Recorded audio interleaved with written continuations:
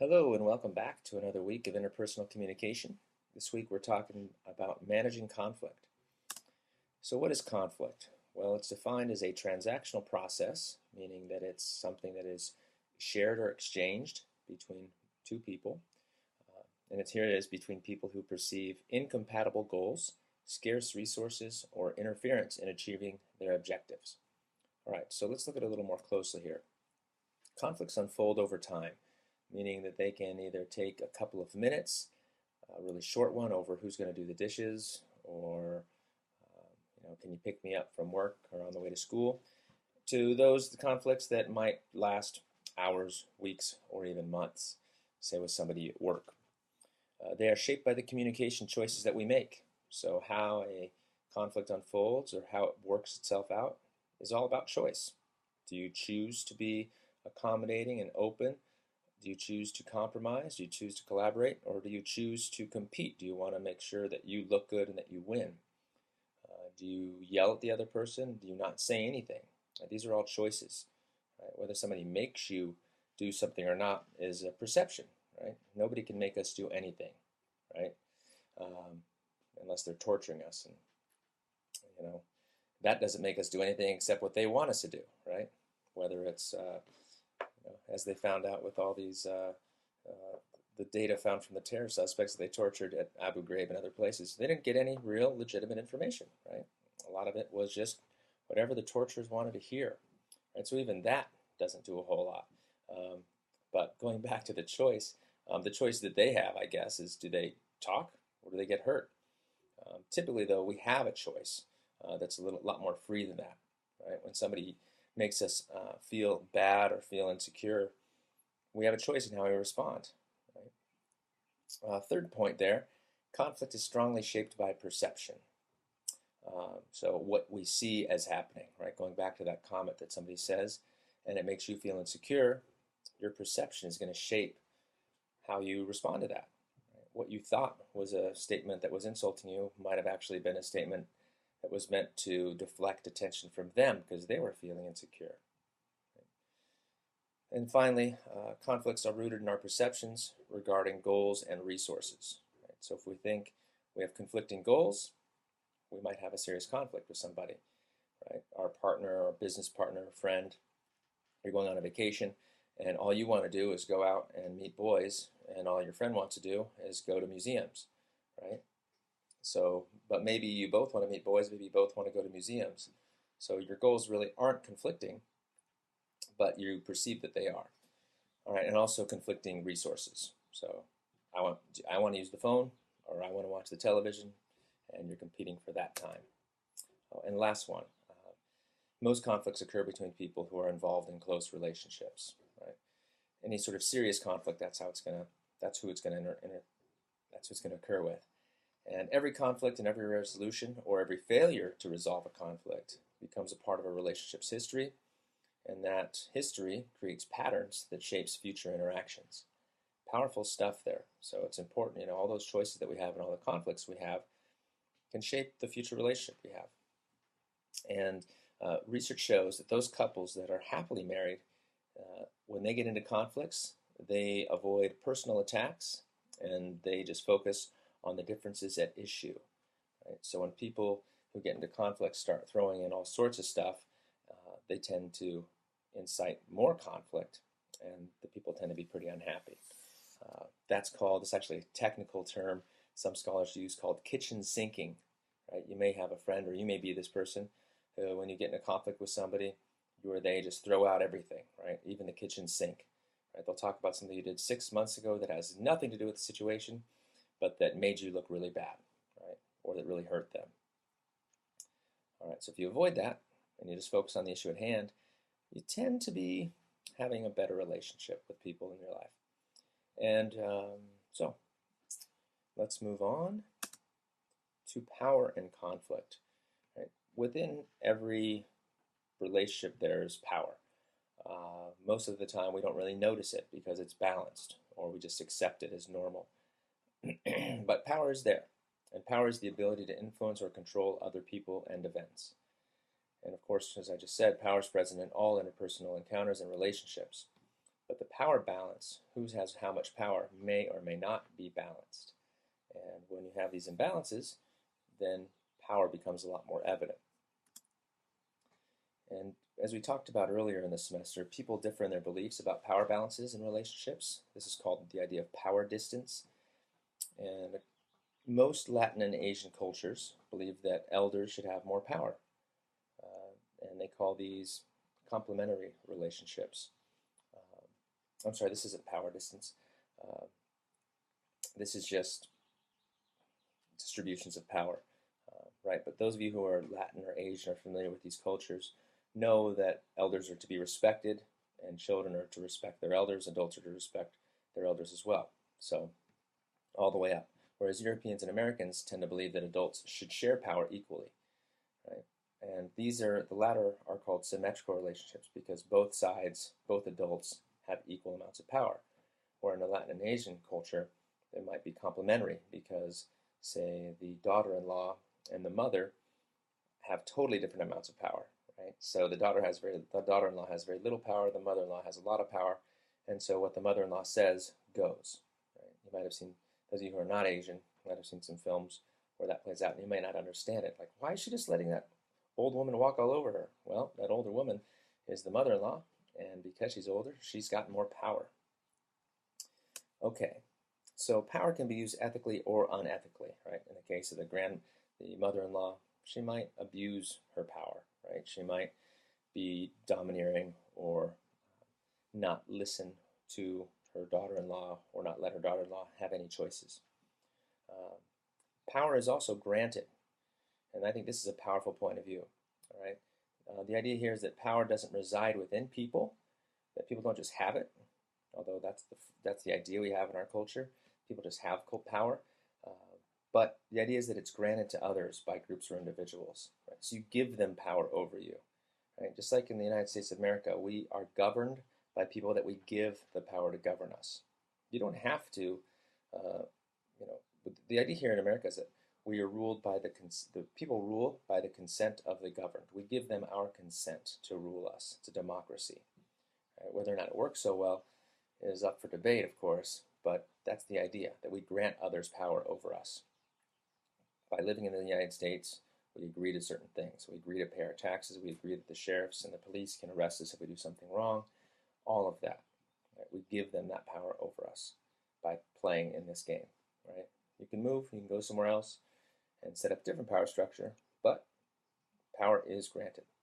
And finally, well, not finally, there's a couple more, I think, on the next slide, is that power influences most conflicts, whether it's over who has more influence, control over the resources, or control over the decision. Right? So power is ubiquitous and leads us to the idea of power currency. Power currency is the idea that power is a resource that other people value. So people have certain resources and other people think they're important or they want access to them. So to have power, an individual needs to have currency in a resource that other people value. Seems pretty straightforward, right? One of the benefits of social sciences is taking regular, everyday things and breaking them down so we can better understand them. And this idea, I think, is really powerful. Right? So we have a few different kinds of power currency. One is resource currency. This is the idea that those with material things, such as money, property, and food, have power, right? Parents have this resource currency over their children, right? There might be certain cultures where the husband has this resource currency over his wife, right? 1950s America, I don't know if any of you watched the TV show Mad Men, that was pretty much what was going on. The men controlled everything, right? He gave his wife an allowance very commonly. I don't know if that life was different in many of your families, but in the 50s and 1950s America, that's pretty much how it worked. The next one is expertise currency. And here you have currency in special skills or knowledge, right? So you are an auto mechanic. Well, you've got power currency in terms of expertise when it comes to your car's in trouble, right? So you have power over somebody. Probably most of you can relate to being in a situation where you felt powerless in the hands of a mechanic. You didn't know if you could trust him or her. You just felt like you just had to trust them and let them do what they did. and you had to pay them $1,000 or $500 and hope that they were not ripping you off, right? Unfortunately, there's some. It seems like there's some unethical mechanics out there. Maybe our cars are all they just break easy. I don't know. Another kind is social network currency, and here the currency refers to links to a network of friends, family, and acquaintances with substantial power. And this means you might get a job, you might get access to somewhere, somebody. For example, I hosted a media carnival, and a friend of mine, he has social network currency. Didn't even realize it. I just ran into him at a store when I was passing out flyers and asking for gift certificates from local businesses. And he has some social network currency, and next thing you know, he's connecting me with somebody who runs a nationwide cable channel. So that was pretty cool. Right? So he had a lot of social network currency that I really didn't even know about. Frankly, I tend not to play into power too much. I just try to live my life and do my thing. So perhaps that's why, I don't know, I didn't really notice it or didn't pay attention to it before. But definitely that he had it came in handy, right? He gave me access to somebody. That was pretty cool. And personal currency, this is something that we all have in one way or another. And these are personal characteristics that other people value or think are worth having. The very common one in our culture is being beautiful or being thin, right? You ladies out there, you really know it. Although the men do too, more and more these days. But other things like being witty, being smart, being friendly, all kinds of different qualities, right? I've got a friend who's a fantastic storyteller and joke teller. He's got personal currency, right? People just love being around him. And lastly, intimacy currency. And this is sharing a bond with someone that no one else shares. And you might think about this, that you can ask your brother, maybe he's a real tough guy and he's got a really hard exterior, but you're his sister, and you ask him, hey, can you help me babysit this weekend?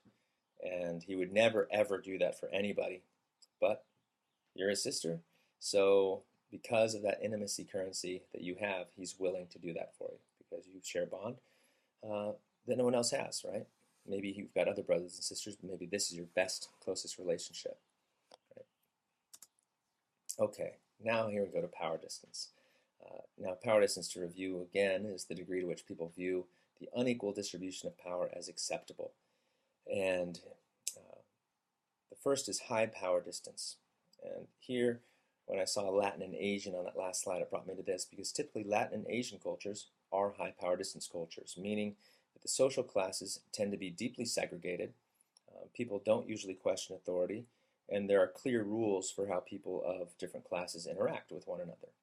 I remember when I was living in Mexico, deep in Mexico, most of the people that I worked and operated with were, upper class people, middle upper class. Well, upper class, I would say. There's, an extreme upper class in Mexico, and I wasn't interacting with those people, but I was, I guess, the middle upper class. And it was interesting. They called people that were working class peon. That was just the name for working class. There was no problem with it from their point of view, but from my point of view, it's like, wow, you call them that? And you don't really talk to them, you don't really interact with them, and it just seems strange to me. Well, that's because I come from a low power distance culture, right? United States and Europe tend to be low power distance cultures, where here we try to minimize differences between social classes, right? In a place like Japan, the low-level sales rep is not going to go out for drinks after work with the CEO or a top manager. It's just not going to happen. The top manager wouldn't let it happen, probably. Whereas in the States, happens all the time, right? And these guys are joking together and slapping each other on the back and, making crass jokes, and everyone's buying each other drinks, right? Totally different in a high power distance culture, right? There would be clear rules, and if the underling was invited along, the underling would probably be serving everybody and buying everybody's drinks and all that, right? Not so in a low power distance culture. So that also comes into play in conflicts. All right, now finally, let's take a look at gender and power. According to one scholar by the name of McCornack, he says the defining distinction between the genders has been men's power over women. Through patriarchy, which means rule of the fathers, men have used cultural practices to maintain their societal, political, and economic power. So the argument here is that patriarchy has maintained masculine males in a role of power over feminine females. They, they control the game. They rule it. And if you think about the fact that women didn't have the vote until early 1900s America, I think you can agree patriarchy was definitely in evidence, right? There were women's liberation movements or women's equality movements going on up into the 70s, right? So there's a lot to be said for this idea that we've been living in a world where the males or the fathers have ruled and called the shots. And according to Cramaray, I believe that's how you pronounce his name, women thus tend to feel they're not as free to say what they wish, when and where they wish, right? That they feel like there are certain times and places when they can talk or not talk. And furthermore, their talk is often is not considered very valuable. I think there's a typo there. Their talk is considered of less value than the talk that men offer, right? So if you think about this relates to the idea of racial differences and racial prejudice, right? The way that a African American would speak in 1950s America amongst his or her friends would be quite different than the way he would speak out in her friends being African American as well, but would be quite different than the way that he or she would speak at a place of work where they were, this is 1950s, where they were probably a janitor and they were talking to somebody at work there, right? I'm taken back to the show Mad Men, the very opening sequence of the opening season. An advertising executive, a white guy, is talking to an African American waiter, and the way he talks, he's just so quiet and reserved and removed, and he's actually chastised by his boss, a white manager, for talking too much. Right? So how people without power talk is really different depending on where their circumstance, right? So you take these same women or these same African Americans and put them in a place where everyone has an equal amount of power, right? The power is now symmetrical as opposed to complementary, and their talk becomes quite different. It becomes valuable, and it becomes worthy of listening to. All right, going on to some more interesting ideas with gender and conflict is some studies show that boys try to get their way when they're playing with their friends by ordering one another around, telling people what to do, whereas girls are more likely to encourage cooperation. Right? They'll work with each other to find a way to cooperate together. Right? And these studies are mostly done in North America, United States and Canada. Now, when boys are playing games with each other, they dictate roles for others. I'm the cowboy, you're the Indian, right? That was the game boys played in the 70s when I was growing up, right? Or, whatever roller game we're going to play, the boys would tell each other who's going to play what, right? And, girls would commonly ask each other what they want to play. Do you want to play Cowboys and Indians? Cool, what do you want to be, right? Or do you want to play, doctor, nurse, you want to play hospital and be, let's both be doctors. Okay. Whereas a boy might say, no, I'm the doctor and you're the janitor. I don't know. So a different way that boys and girls play. Also, boys will make demands without offering reasons for their demands, while girls will often give reasons for their suggestions. They'll suggest things and say why. Now, going on to late adolescent males, they tend to use more competing styles with same-sex peers. So when there are a couple of boys in a room, they will compete with one another when there's a conflict. And they tend to use more avoiding behaviors with opposite-sex peers. So they'll just avoid the conflict rather than engage with it. But what's interesting is the most common conflict style that they will use is accommodation. So whether they're working with boys or girls, across the board, more often they're going to accommodate. Now looking at couples, as adult couples, men are more likely to withdraw from discussing issues, and women are more likely to be assertive about expressing their feelings. Right? So this is interesting, right? If we take out, outside of the world, when we're just looking at couples and how couples interact, at least in contemporary America, the women tend to be more assertive about expressing their feelings. That's one area where they feel that they can speak. Again, going back to that Mad Men, it's pretty interesting how they engage with one another and with their wives. There's not a lot, the men engage with their wives, there's not a lot of openness and encouragement of feelings. Feelings are laughed at, they're ridiculous. And guess that's it for this week. Hope you got something out of this slideshow, and good luck.